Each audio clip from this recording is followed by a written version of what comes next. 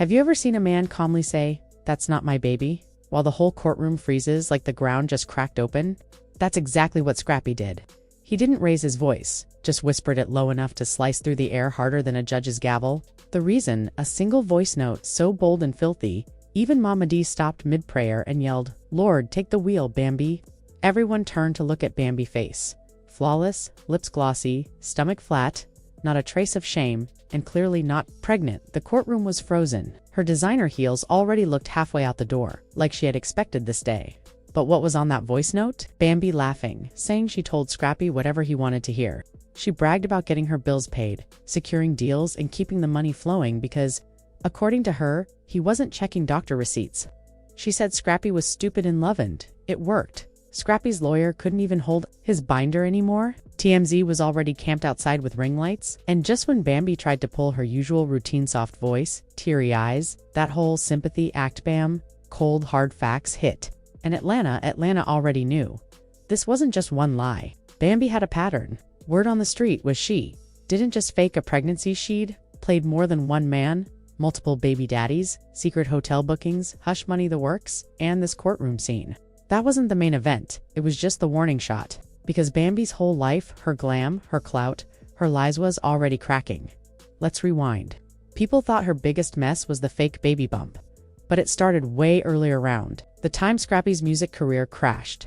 No more shows, no more money, no more perks. Bambi wasn't built for broke love, so she shifted gears. She cried on Instagram Live, sobbed under pretty filters, told emotional stories to get sympathy, and it worked. Her inbox filled up with opportunities, but off camera, she was living her best life: spa appointments, cocktails and buckheads, black card.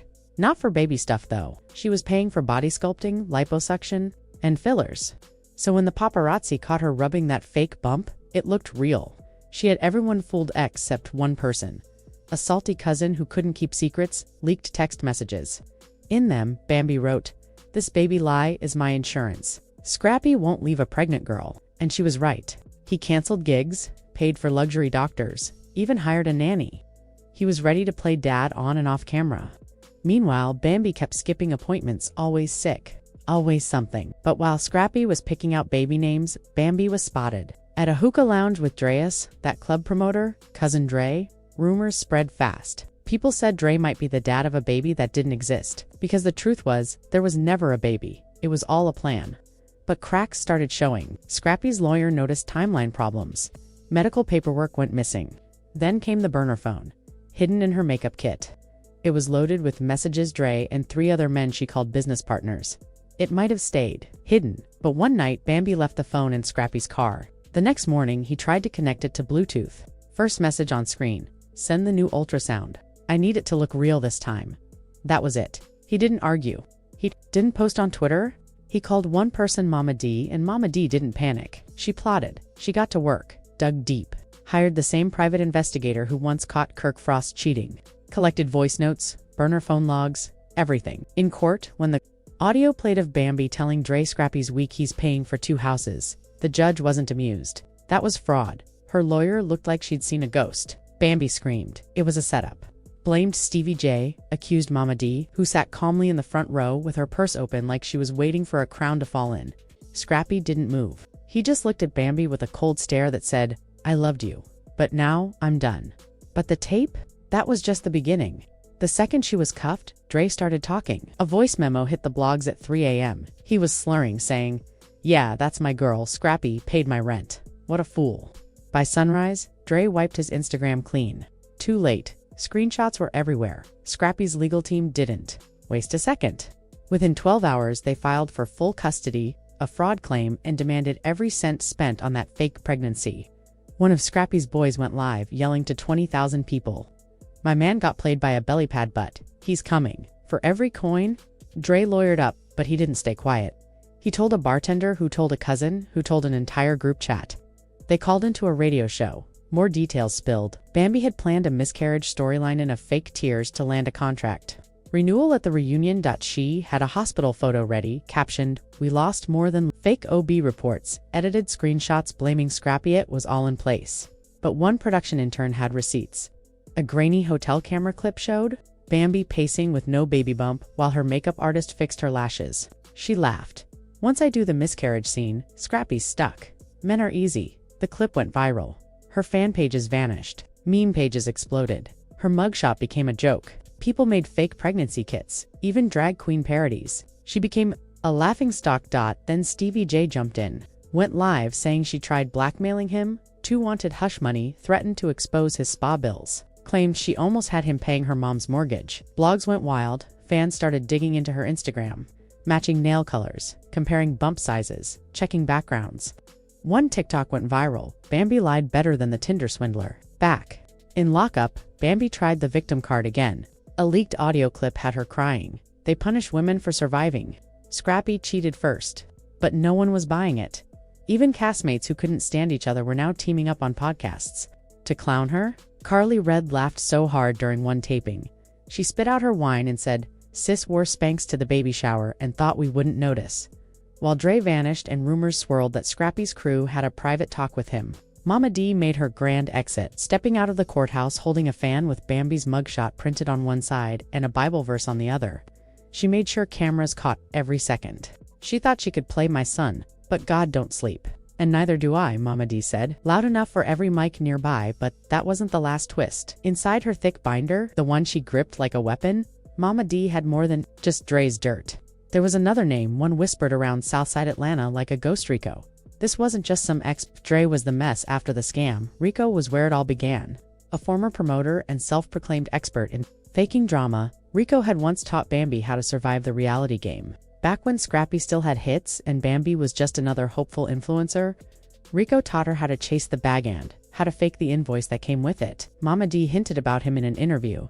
"Y'all think Dre was the only one? Please. She had a whole garden of snakes." Fans didn't believe it till they found Rico's old Facebook. Buried between club flyers and blurry pics, there was a photo of Bambi in an oversized hoodie sitting on his lap. Caption: "My little scammer got skills." The internet exploded. Under pressure, Rico weakly denied everything with a post. "I don't know that girl like that."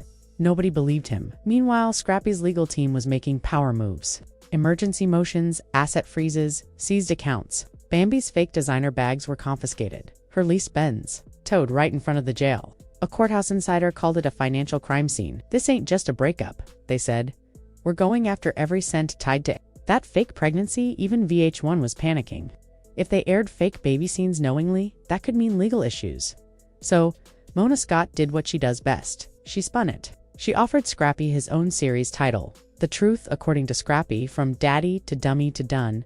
Scrappy didn't agree right away, but Mama D had already started filming Mama Knows Best. The Bambi Files on radio, she teased. "I've got receipts, names, voice notes. Y'all won't trust a baby bump again." Inside jail, Bambi was spiraling. A leaked clip from a guard showed her pacing in a tattered wig, crying to her lawyer. "They turned on me. I gave them stories, ratings. Now I'm the villain." An ex-castmate reposted it with the caption, "Sis, you literally printed a fake ultrasound." Next. And then came the biggest leak, not from Mama D, not even from Rico. It came from a former makeup artist Bambi once refused to pay. Her name was Tanya, and she had a voicemail. In it, Bambi bragged, "These OB reports are easy. Copy, paste, call the clinic from a burner boom. You're pregnant on paper." Tanya posted it on a burner Instagram. It went viral in 6 minutes. Scrappy reposted it with the caption, "She made me a clown. Now I'm the ringmaster." His streams shot up. An old mixtape charted again. A freestyle he dropped outside the courthouse trended for days. Fans begged for DNA don't lie. Bambi's brand deals vanished. A skincare company she promoted posted, "We sell skincare, not scams." A wig company posted, "No wigs were harmed in this scandal, but reputations." Rico disappeared. Rumor was he skipped town to Miami, telling club bouncers he was done with reality chicks. Sure, King. Because just when it seemed like the mess was over, another voice note leaked, this time from a VH1 editor. The clip, a never-aired reunion scene. Bambi stands up, clutches her stomach and says, "I'm losing it." But as producers rush in, the belly pad slips. Half the city passed out, the other half turned it into a meme. Mama D reposted it with gospel music playing over a Zoom. Caption: "The truth will always sag." Then came another twist. A mystery. Man named Tone popped up, an alleged studio producer who'd been seen with Bambi 2 months before the fake bump. A wire transfer from Tone to Bambi. $1,200. Memo: Baby wellness. That's all Mama D needed. On her next podcast, Wine in Hand, she said, "Y'all think it's over? Not until every snake gets named." VH1 re-edited the reunion, black and white warnings, disclaimers before every Bambi scene. One blogger joked, she got the Netflix treatment without the docuseries check. Atlanta turned the scandal into a party clubs through fake Baby Fridays. Drinks were named the Belly Pad and Scrappy Surprise. T-shirts printed with DNA Don't Lie. Even nail salons had Bambi bundles that included fake contouring pads. But legally, it was getting real. Bambi's team tried to work out a deal, but Scrappy's lawyer wasn't budging. She didn't just lie to a man. She lied to fans, brands, and a network. "We're going for criminal charges."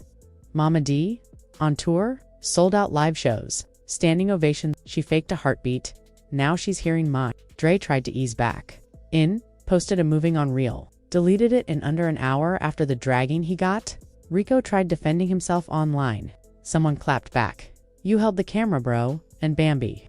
She tried one more time podcast interview calling from jail, crying Scrappy was unfaithful. "I was protecting my peace." The host asked, "So you photoshopped peace?" Clip ended. Internet exploded. As of now, Scrappy's legal team is still building the case. Mama D's filming a second season. VH1's rewriting policy. And Bambi, no bump, no brand, no sympathy. Just a legacy of lies that turned into Atlanta's wildest legend.